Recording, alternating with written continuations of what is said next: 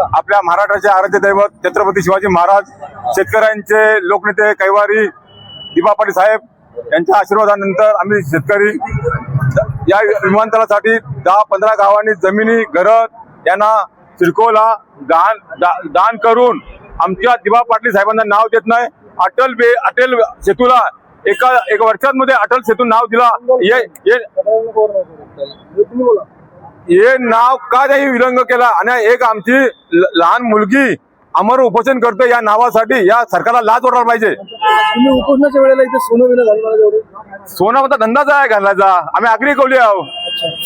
हे कोणामुळे मिळाले सर? हे सर्व दिबा पाटलांच्या मुळे मिळालं आहे. 12.5%, 22% हे सिडकोने आमच्याकडे भीक मागून जमीन घेतली आमच्या. आता शेवटचा आता त्या सोनं ओलांड टाकलं तरी चालेल, पण दिवाणचं नाव यायलाच पाहिजे विमानतळाला. यासाठी आता तीव्र आंदोलन होणार आणि हे रस्ता रोको आंदोलन होणार.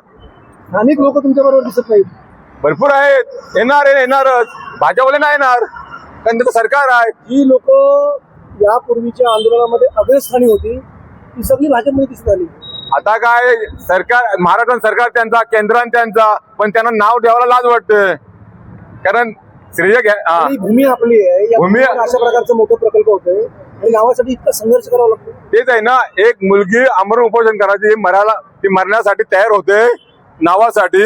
या लोकांना लाज वाटत पाहिजे. सरकार लोकांना काय करणार उद्या? आता उद्यापासून आम्ही रस्ता रोको आंदोलन करणार. दिबा पाटील साहेबांचा कोण म्हणते देणार नाही.